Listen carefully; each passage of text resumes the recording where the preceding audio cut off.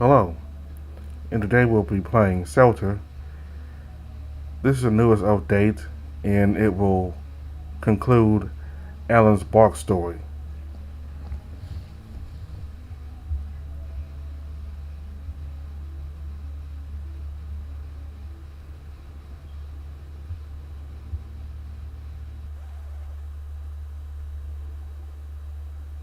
One, two, 1, 2. Okay, is it recording yet? This symbol is. Okay, yeah, this seems okay. Dog, damn it. Oh, right. Dog, damn it, indeed. Oh no, is this already time? No way. Is it? No, I want to hear what happened next. Oh, everyone, look here. In exactly one, while Bowie and Matt stare at the scare, with both excitement and confusion, I just stare down at the water, simply waiting for the recording to pass. This is so embarrassing. 7, 6, 5, 4, 3, 2, 1. Once the countdown finishes, nothing happens. I must have set the whole uncropped recording on my voice at the 1 hour left timer instead of using only the relevant part. It's not a big deal. I'm sure the dogs outside will realize it was just a mistake. However, if I made an error like that, what if I made more in the actual automation of the turret shot? I still have an hour. I could still make it back to the control tower if I wanted. As good as this evening has been, it's not worth risking the safety of everyone in shelter. If I really made a mistake, if we were to go through another blackout, then it's okay. You did it right. Huh? The turret, it will suit. You don't have to worry about it. How do you know? Jeez, Luke. What was that? Did something go wrong with the turret? Should we go check? No, I just put the wrong audio recording for it. It was supposed to play the 1 hour before Skies Ablaze part only. Ignore that, please. I'm sorry, everyone. Please, Alon, continue your story. And please, try to finish it before Skies Ablaze. I will not be able to sleep all night if I do not learn how it all ended. Well, I'm here, right? Come on, man. Don't spoil the ending. Just tell the rest of the story. A smirk returns to Alon's muzzle. He clearly enjoys the attention and the teasing. He lets the silence linger for a few more seconds while slowly letting his expression go back to his neutral state. An emotionless face that would spoil not even a single secret of the things to come. Sure.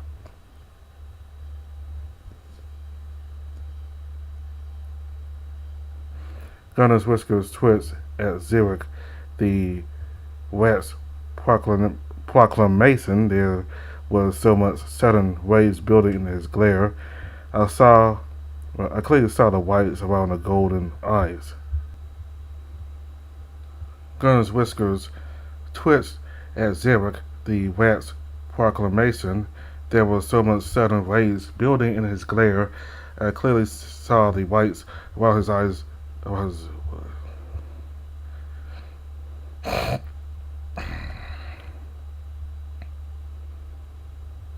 Gunner's whiskers twitched at Zurich, the rat's proclamation.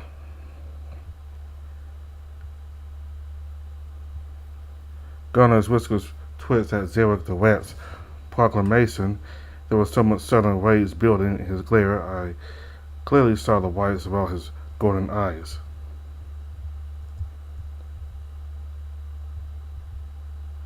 He stared at the rat with intensity that could almost crack the glass behind us. Then, as the tension between them reached its peak, he slowly, in a long, controlled breath, with just a short snarl, Gunner already regained a grip of his nerves and whispered something under his breath. In response to words too quiet for me to hear, a cacophony of heavy armored steps echoed through the stairs leading to our floor. The Wolf General's eyes focused on the rat with cold calmness fully returned to his eyes. Kidnap my king, huh? Do you know? I tried my best to get up, but despite the growing relief from the healing glyph, I was still in so much pain I could barely move a muscle. A couple of dozen soldiers walked into the room.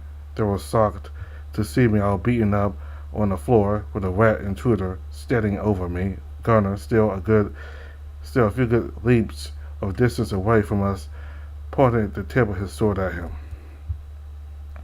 Xeric only gave a quick glance at the window behind us. The first archers were already gathering behind the castle's moat, cutting our only feasible route of escape off. You were supposed to run away. Supposed to? Is that what your charlatan prophet master told you? But you're not in a blaze. So how? Just as a flash of realization glimmered through his eyes, he put his hand on a spot in his coat where he had hidden my crystal dagger. Both he and I understood. The rat must have seen or sensed me fighting for my principles so stubbornly I reached a blaze. He saw that I meant what I said. With that, the express of my upheld honor became a pebble on the observer's path. A pebble that, for better or for worse, put Xeric the rat astray from his predicted flow. You came back for me because you like me. The rat glanced down at me, his eyebrow twitching. He audibly slapped me over my snout with the tip of his tail, making the whole group of soldiers in the room yelp for a second-hand pain. Oh, no, why? You know why. The things you said to me up there. How dare you speak to me like that? How do you think you are to speak about my people like you know us, like you know me? How dare you, you shitty, foul-mouthed brat? How dare you be so fucking spot on about everything? You bastard, you hurt the king. I'll whip out your innards through your crooked nose, you foul piece of water trash. General, please, permission to strike, now. Down. What now, food thief? An ace up your sleeve. You rats enjoy underhanded tactics, don't you? As Gunner focused on keeping Xeric's attention, I noticed two presences skulking towards us by the darkest edges of the room. Even outside, multiple other dogs approached us slowly over the wall, closing in to completely surround us, even without connecting in full pack mentality.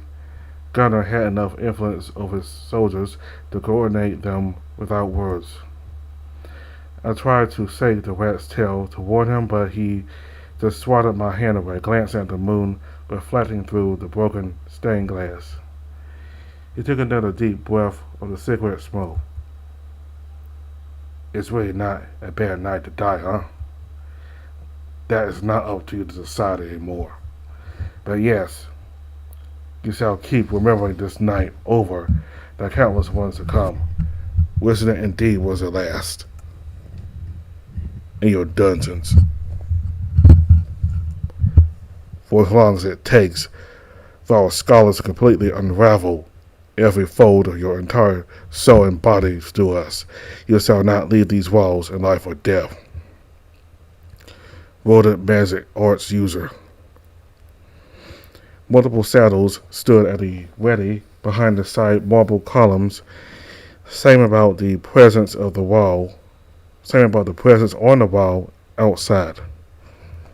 I whispered to the rat, but he ignored me once again, taking the final drag of his cigarette. The orange spark glowed between his fingers like a star stolen from the sky.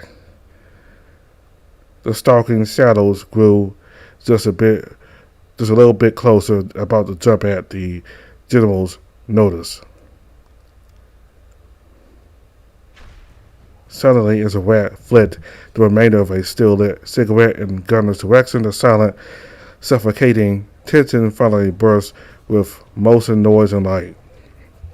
As the silent hunters in the saddles leaped at us from behind the obscured columns, the rat raised his leg with sparks of magic cracking under his bare feet. The guards by Gunner's sides rushed at us head-on in wide arcs, and the general's relic sword glowed with pure, unrestrained power, ready to finally slash through.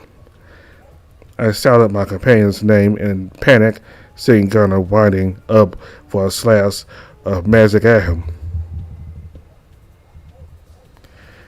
You want to unravel everything I'm hiding, huh? How about I just do that for you? Just as the general committed to his slash, conjuring a perfectly slash at his torso, the rat started feeling the crack like patterns in the marble with his own magic. In an instant, I felt a familiar feeling of an unraveling, holding seal, except it opened all over the room. With all restraints broken, every single item old rat thief had hoarded through his life suddenly spilled through a myriad of deliberately chosen points. Various vials and wrappings popped up into the air, tossed out from the floor and columns. The rushing soldiers swept and slipped over the diaries, and wine conjured right under their feet. And as the magic slash of Gunner's blade shredded through barrels and bags of a dozen different powders, and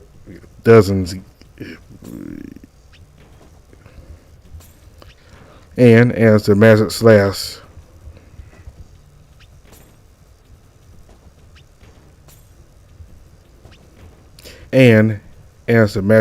of Gunner's blade shredded through the barrels and bags of a dozen different powders, gases, and liquids. The bright lit butt of the cigarette finally hit the floor, licking the dark gray cloud of released dust with the first spark.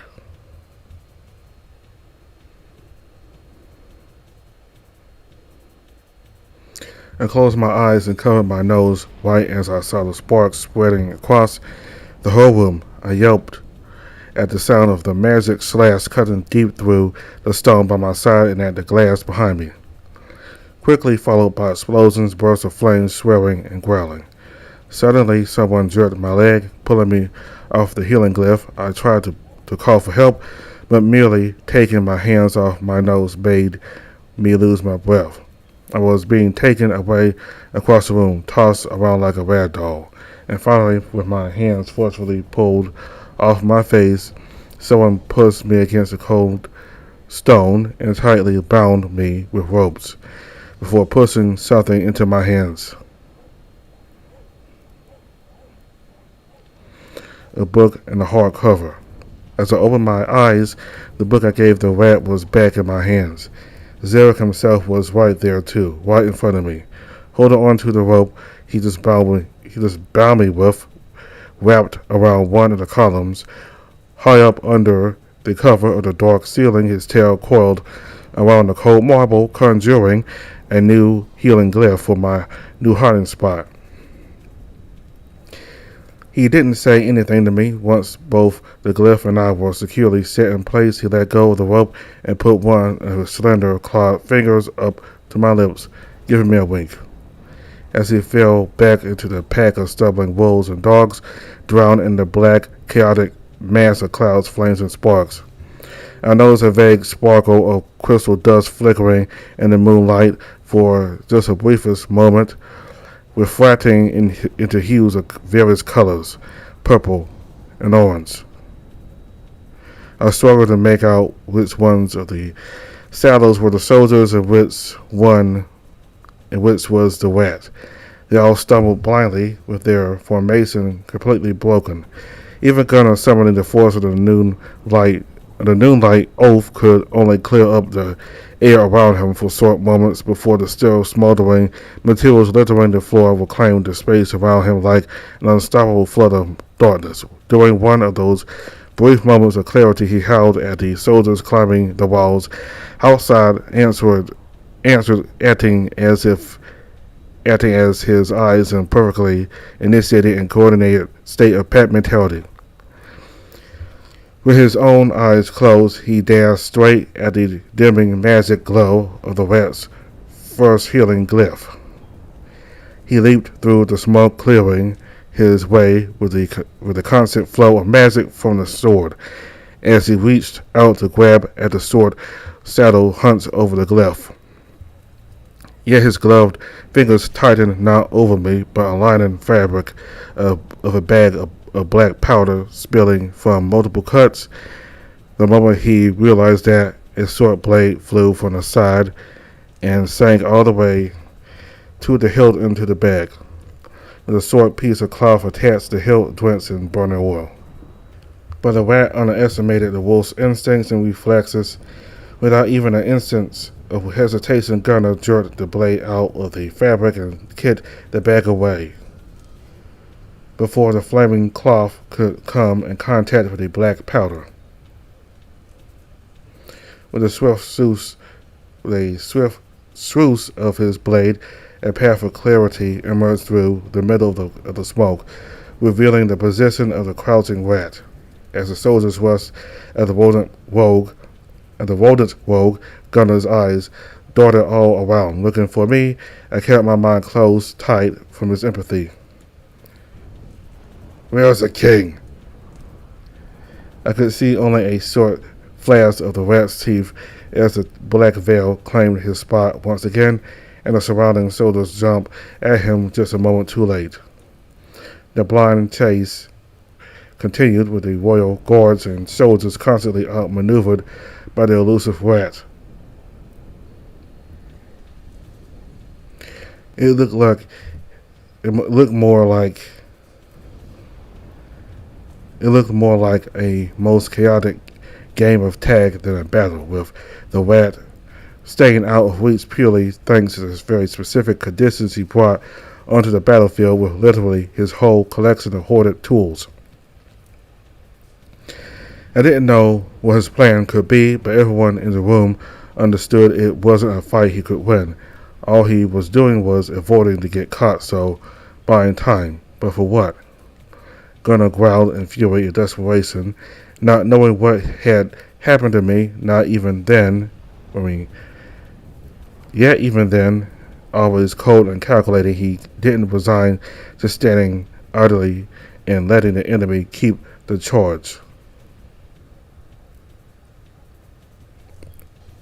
With a loud stomp, he swung the magic sword in a wide arc, draining so much concentrated moonlight that it momentarily drowned the whole room in a pitch-black night. The tip of the blade scratched through the floor, and with a loud shout, Gunner released a wave of magic at the stained glass behind him, shattering the national treasure into bits, pouring both moonlight and a torrent of cold wind into the room.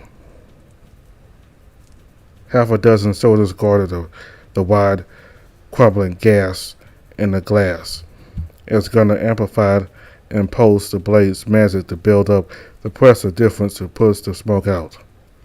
The horizon glowed in a faint purple hue from approaching dawn far in the distance outside.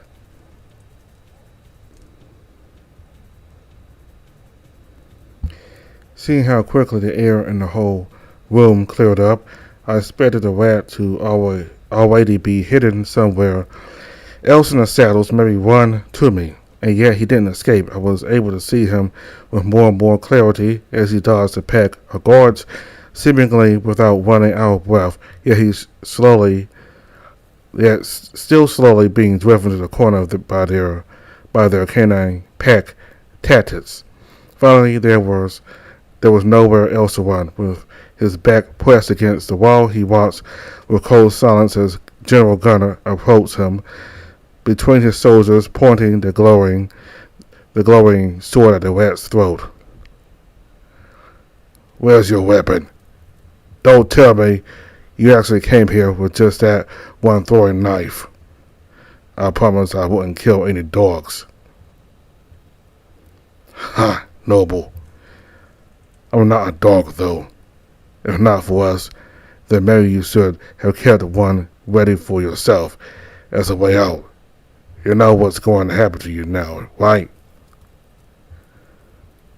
You ran away from us for months.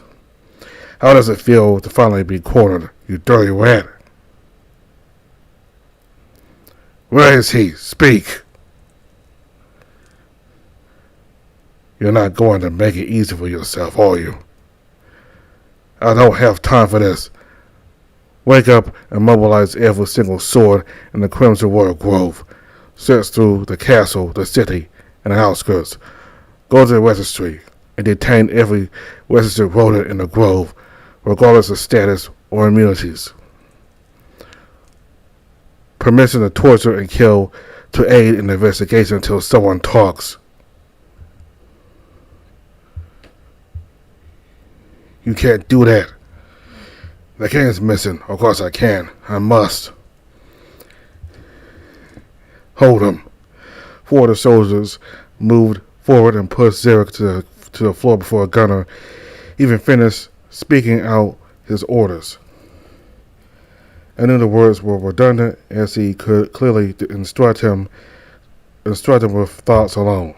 But he wasn't really speaking to them. He was speaking for the sake of the rat, knowing every detail of what was yet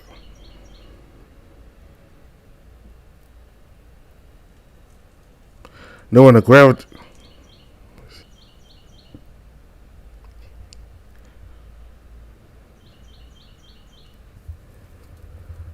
gravity of his actions and every detail of what was yet to come if he doesn't comply added to the intimidation.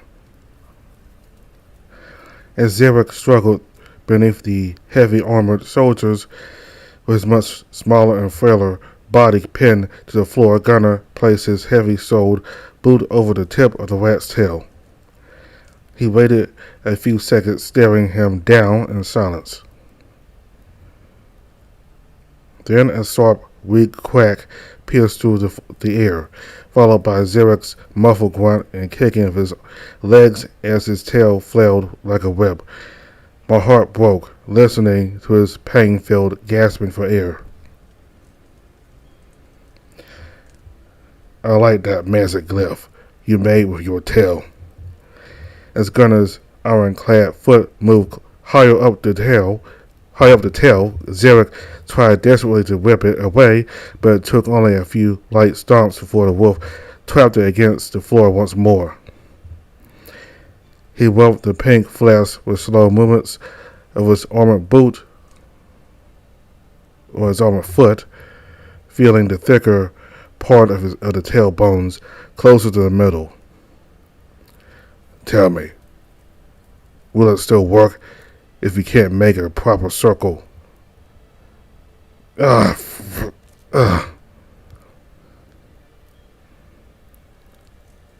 Stop being so dramatic, you hypocrite. This is what's going to befall so many of your brethren in the Crimson Warrior Grove if you don't speak. Why would you want to inflict such pain on your own kin? Either you or someone you know will crack. Why not spare them the pain?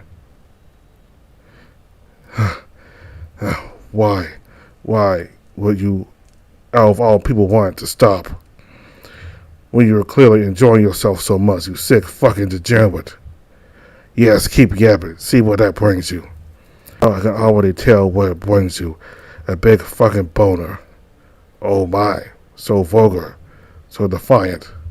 You think you're so strong and unique by masking your fear with insults, but believe me, I deal with one just like you pretty much every week.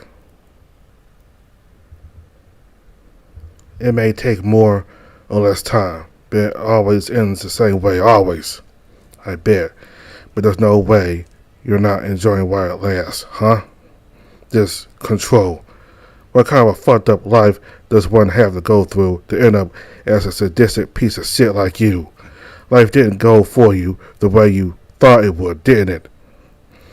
You entrusted all of your heart, purity, and innocence to people who didn't think of you as important as you thought of them.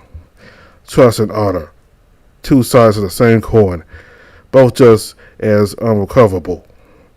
You had no control over the decisions of the people who chose to break your trust, so you claw for control wherever else you can. The weak and helpless are the best for that. Makes you feel strong for a moment. You're wasting your breath and wearing down my patience with empty insults. And the next word spilling from your dirty mouth is the location of the king. I'll start chopping you, bit by bit. And let me tell you, we got some brilliant new Saurian healers from our Zero Lakes court recently. They will we attach whatever bits we bring them in a bag. Your tail, your fingers and toes, your balls and cock, just so we can shred, cut off, and reattach again. I don't know about the eye. That may take longer, so you should think carefully. You have only one, after all, and I heard that not being able to see makes it magnitudes worse. Actually, how about we start with it? You don't need to be able to see to confess. So, you're dealing with the lizards now. Is this what your proud canine pack has become? We are fine working with other races as long as that makes the pack stronger. Who knows, maybe we can do something good with the other kind in the grove too, if only you're willing to talk and cooperate. Ha, bullshit. I've lived with you months long enough to know that's not how your hearts work, really. You live for the pack, yes, but there's no unity in a person's pack without an alpha in the center of it. You have a lot of friends with you right now, true. And yet I see neither Doom Moon nor any of your other masters by your side, if your dear king abandoned you. Tell me, how does it feel to always end up as an unwanted stray, you pathetic dog?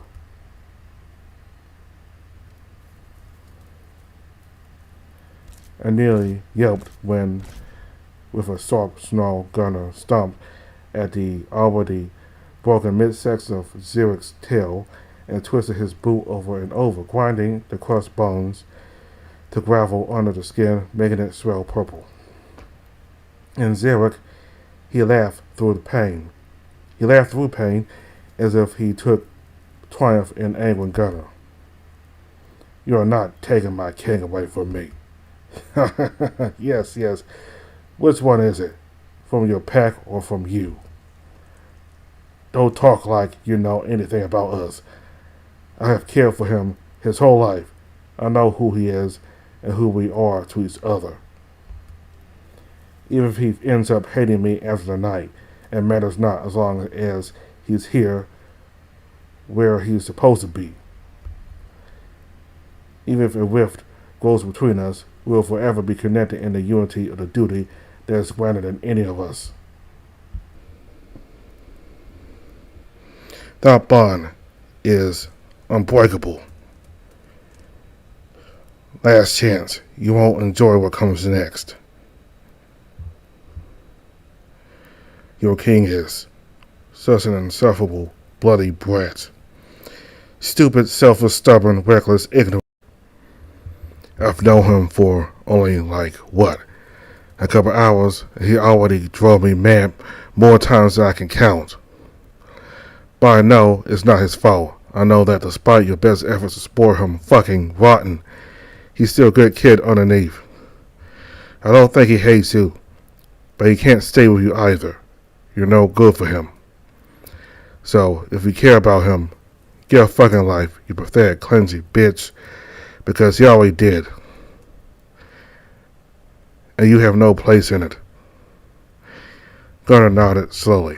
Then he took a step, and then he took a deep breath and kicked the rat's broken tail up, exposing the whole length, before grabbing the handle of his sword with both hands. With his two yellow eyes locked on the pink fleshy web, No, stop. Your Majesty, What? Where? That's enough. Enough. Thank goodness you're safe. I'm so glad, so glad. Everything is under control, Your Majesty. Let us free you from those binds and finally put an end to this night of madness. What the? General? What? All our eyes focused on the guards and soldiers that were holding Zarek just a moment ago. And so down they were holding nothing but just his cloak. The rat himself was nowhere to be seen. How could you possibly? Right, Zarek, the shadow of Thoros Mosmane. His ember, I know. I've seen his. Fuck! The Wolf General started running towards me in panic and utmost urgency, stopping without a care over the still crackling and smoldering remains of the rat's horde. The ears of his blade sunned but for an instant.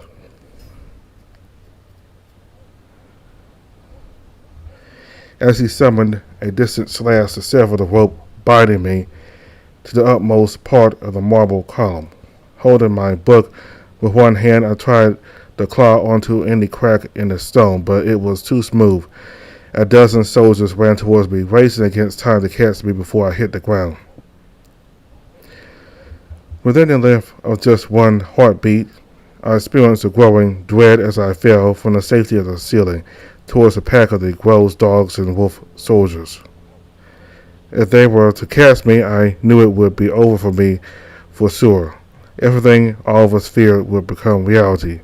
Even Gunnar's fears of observers' punishment. Despite the full understanding of that cruelty, I was sure he believed when he said it was a necessary evil. My mind went blank from the sheer hopelessness. But then I felt a strong presence. It moved quickly outside the room, to the side of it, then over the ceiling. It was calling out, reaching out to me. It called to my canine senses, urged me to connect and to open myself. I reached my hand up. The presence. It descended down the column. Rolled ember. No! Dust to dust.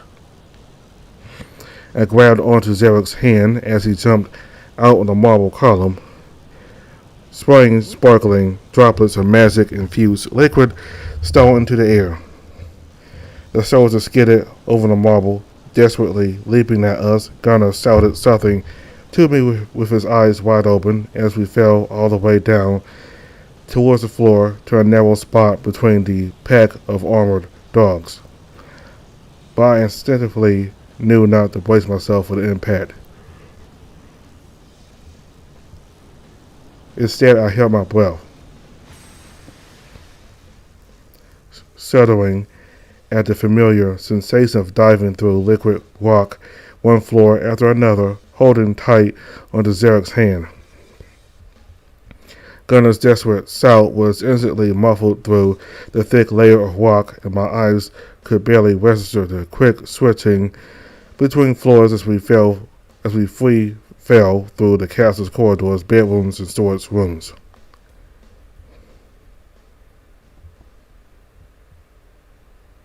Finally, we stopped at the edge of our rose garden, landing over the dew-covered marble path.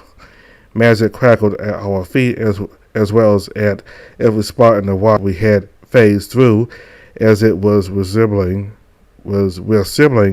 into its original form. That was the exact same magic that was inscribed into the passage to the observer's hideout.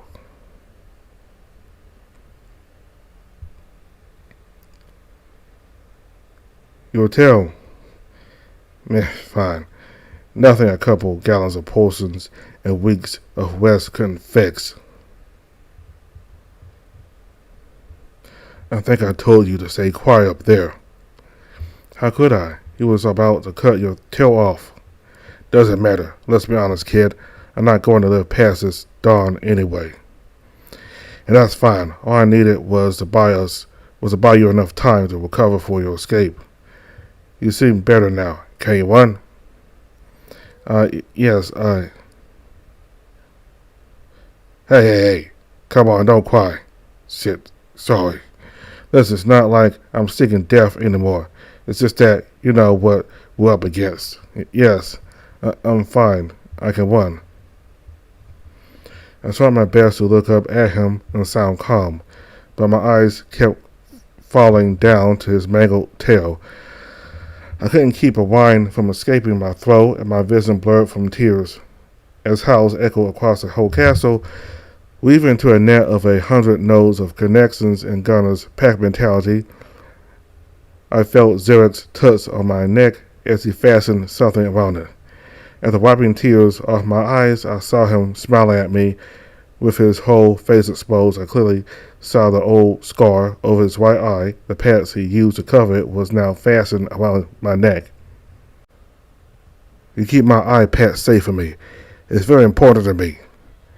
And I'll give this back to you only once we're out of the grove. He took my book out of my hands and dropped it back into his holding seal. The look in his eye, he seemed so uncharacteristically kind. Deal. The first hounds and soldiers started pouring outside, calling out to others about our location. 2 of them raised their crossbows at us from afar, and I gasped in shock as Zarek deflected both of the flying bolts with flashlight strikes of one of his daggers. I didn't know what made my heart pump faster more, the dreadful realization that Gunner ordered them to shoot us at will, even despite my presence, or the view of the half-crouched rat with the shining dagger held in reverse grip, while the deflected crossbow bolts spun and dug deep into the wood and stone behind us. Even through that maneuver, he didn't let go of my hand.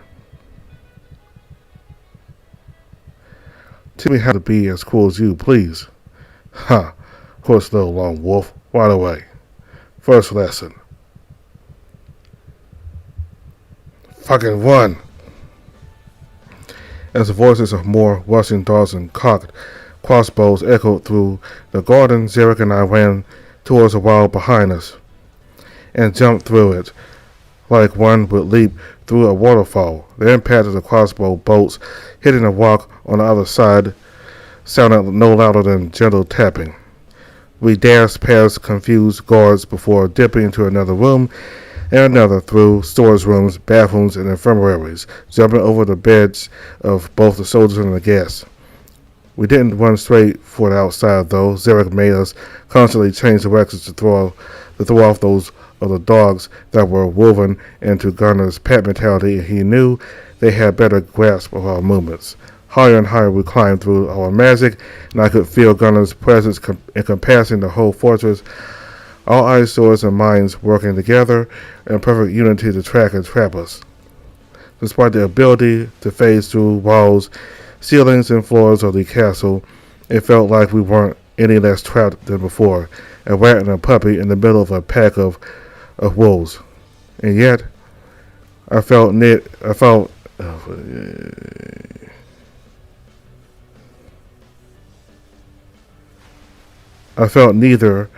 doubt nor regret in Zarek's heart. How long can you keep this? How long can you keep doing this? As long as it fucking takes. So, forever? Well, nah. Probably for like another minute. Only that? Do you have a plan? Darts and hands, bolts and blades of the dozens of canine soldiers became progressively harder and more frantic, as it seemed that Gunner's pack slowly closed off more and more of our routes. And yet,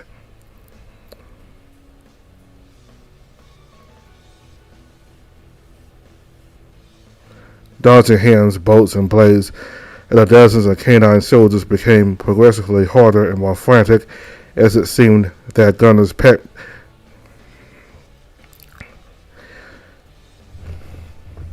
darts and hands, bolts and blades of the dozens of canine soldiers became progressively harder and more frantic, as it seemed that Gunner's pack slowly closed off more and more of our routes of escape.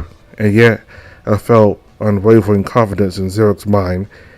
I caught a glimpse of yet another sort of monocrystal flickering between his fingers. The final rays of the night's moonlight reflected a hue of yellow through it. After a few more turns and leaps, as we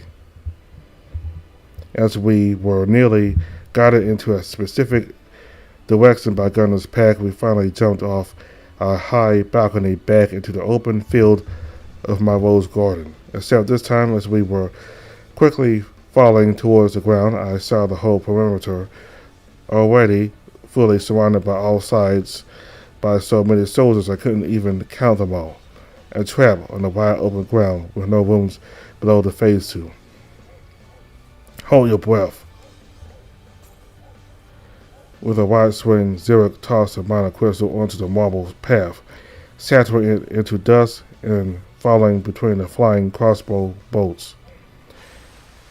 We dove straight into the ground itself. Darkness and silence overtook me as we fell into what felt like an endless abyss, into the very depths of Mother Earth. I couldn't even properly hold onto any sense either, as a brushed against my nose with speed. My mind couldn't properly register or comprehend the thousands of notes of minerals and the waves trapped within the soil. But then, as I got enveloped by the sounds of pressure and rhythmic pounding all around me, the extremely sharp scent of iron pierced through my senses with growing, sickening clarity.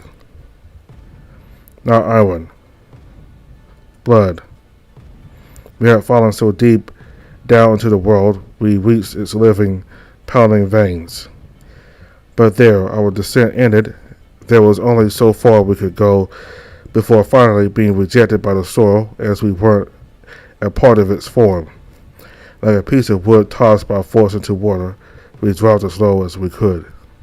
But now we had to be forced out with equivalent force. As Zerik held firmly onto my hand, I felt the power from the yellow monocrystal dust first clinging onto his body and then burning through his whole being, infusing him with the racial power of the avians. Like a flash of lightning, we flew out of Mother Earth's crust, scattering rose petals among the gross soldiers in a violent burst of air. And we flew high, high into the sky, all the way to the roof of the castle. Even with a significant number of Gunner's soldiers we accoladed to corner us on the lower floors, I could still see and feel a bunch of them evenly spread on strategic points across the castle and its outer walls. But not everywhere, not enough. Fully capitalizing on our current advantage, we ran over the roof, all the way to the edge, with hundreds of souls following in our footsteps. But even the rain of crossbow shots wasn't enough to stop us from jumping over the wall and the moat, with the first rays of the breaking dawn shining over our faces.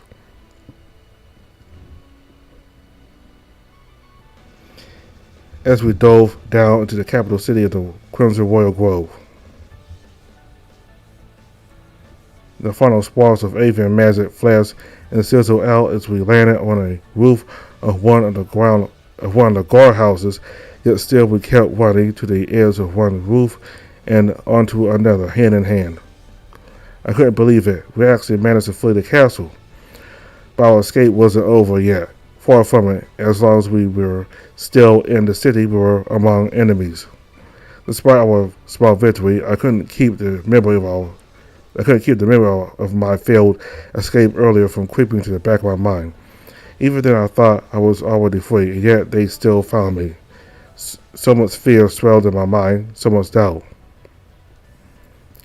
But then all those those gears turning in my head and feeding doubt into my heart was suddenly jammed shut by the sound of bellowing laughter of my companion. As we ran over the smooth rooftops of those old beautiful buildings deeper and deeper to the heart of the city, I felt a teardrop of pure happiness hitting the tip of my snout as he shouted at the top of his lungs. "Take that, wolves, and your bloody faces! You sons of... You won't ruin this one." It was a scary thing to hear the howls spreading from the castle, and then picking them up from the various points across the city. First afar, then closer, and then everywhere, all over the city. Most of them weren't even gunner soldiers, just regular citizens howling for the sake of howling. The whole city, shaken by excitement without knowing the context, drowned in a sea of voices. But then the first arrow suddenly flew over our heads. Another one nearly hit us, barely deflected by Zerek's dagger. Brief flashes of sunlight reflected from the polished pieces of armor and blades wielded by approaching soldiers and guards. My ember, almost out. I could do one more jump. Oh no, it's fine. I will hold on to it.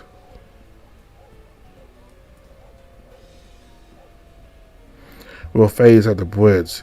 If we can get to the river, we can lose them.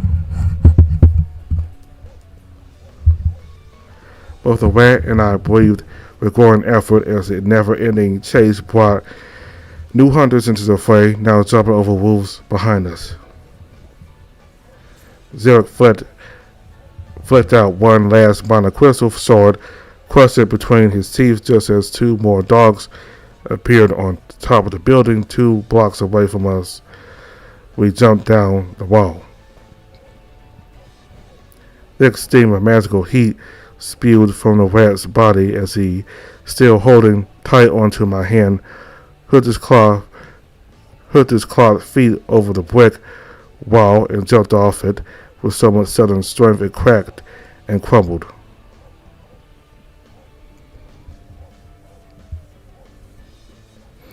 Before the hunters from the wolves could catch onto us, we shot through a wide open window of some tavern over the heads of the sleepy-looking faces of some poor working dogs eating their morning kibble. Before they could even properly register what was going on, we were already out through another window and onto a busy market street. Through the distant shouts of vaguely hear something about an assassin and a king's impostor. With shock like that to rouse the hearts of the citizens, had found a way to escape anyone's eyes as soon as possible. The flames of ungulate power still burned through him as he used serial strength at me through the drabby through and over the crowds of confused food merchant regulars. But he didn't need the foreign mana crystal to help himself with magic. He has his own to use to after all. And boy did he use it to the fullest. Surrounded by so many different stalls, he broke the more unstable ones, quickly observing big chunks of their content into his holding seal. With the form of the bridge getting closer but pursuer too, and that rush of absolute chaos, we used everything we could to not let them stop us. The clutter of the streets, the people, the conjured chunks of meat, fruit, and cabbages suddenly appearing under the hunter's feet, Zerek used everything he could to secure another step for us, another leap. Until finally we reached the bridge, the 2 guards pointed spears at us, and a sizable group from all around the district closed onto us like a swarm of monsters. We charged straight at bridge guards as they eyed us with full intensity, bracing themselves to strike and stop us. All of Zerek's body cooled down, save his dagger holding on. He flipped the dagger midair, grabbing it at the tip of the blade and taking a deep breath. The last remains of ungulate power concentrated and seared through his arm. As he tossed his only remaining weapon with such a force, it shattered the steel tip of the guard's spear, splitting through the middle of the wooden pole nearly all the way to the wielders, fingers. Leaping through the saws of metal and the splinters of wood, we jumped over the confused dog's head and shoulders, propelling ourselves into the air as the final spark of Zurich's ember was finally released to burn true. And we dove through the thick bridge. We fell beneath and into the rushing river, and again through the ground and bricks and darkness, until finally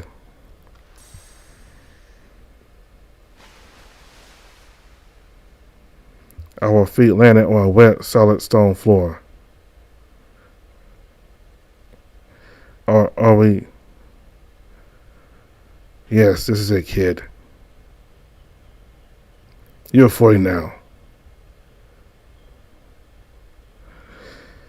Phew, I'm so glad nothing happened to Zarek. Yeah, I was worried there for a moment too, especially when he gave you his iPad saying, "Don't interrupt me, I'm not done yet." Well, but at least the two of you escaped, so whatever happens next is... Suddenly, Burry, sitting next between me and Max, sets both our mouths with quick swings of his arms, covering my lips with one hand and clasping Max's muzzle with the other. I glance at him, surprised by the uncharacteristically brash gesture. He stares at Alon with his eyes wide open, waiting intensely for another word of the story. Alon doesn't even give us his usual smirk. He just nods. Where are we? Old sewers. Nobody comes here anymore. They will assume we were swept down by the river. It smells strong. Man, you get used to it. It used to be one of our hiding spots at one point, you know? So, we're still inside the city. Yes, but there are a few intact exits to the outskirts. Come follow me. So we walked. It was difficult for me to navigate in that near darkness while at the same time getting distracted by all the new extremely potent scents. Zarek, however, seemed to know his way around those corridors by the heart. He took the lead and helped me avoid most of the holes and other unpleasantness. At least most of them. Sometimes I would yelp from stepping into a deep puddle of mud. He would make fun of me for overreacting. What's wrong? Didn't you say you liked your beans moisturized? Not like this. I'm not some stray dog to roll in mud. I'm free now, right? He didn't say anything, and yet I could feel joy and approval in his mind when, after a few moments of deliberation, I finally spread my arms and let myself fall right into the wet, sticky mess. I rolled in it. I spread it all over my arms, face, torso, and then I took a moment to simply rest in it. I don't like it. Ha! I thought you wouldn't. Do you regret doing it? No. Now I know.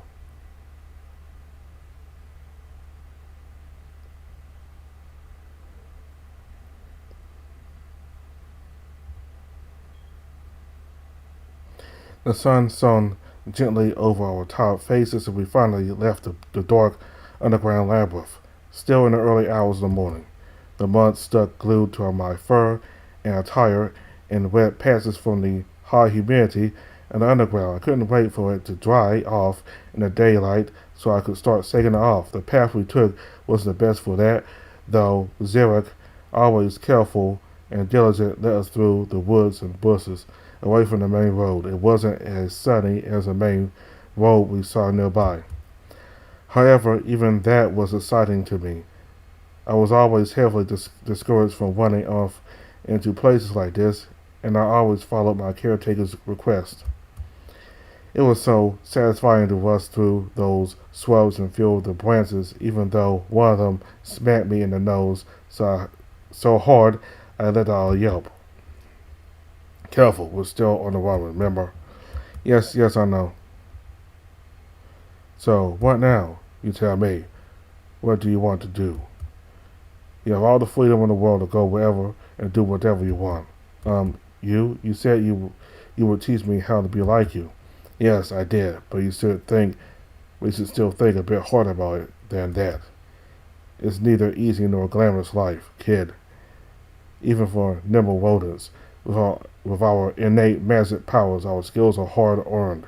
Those who don't make the cut die young.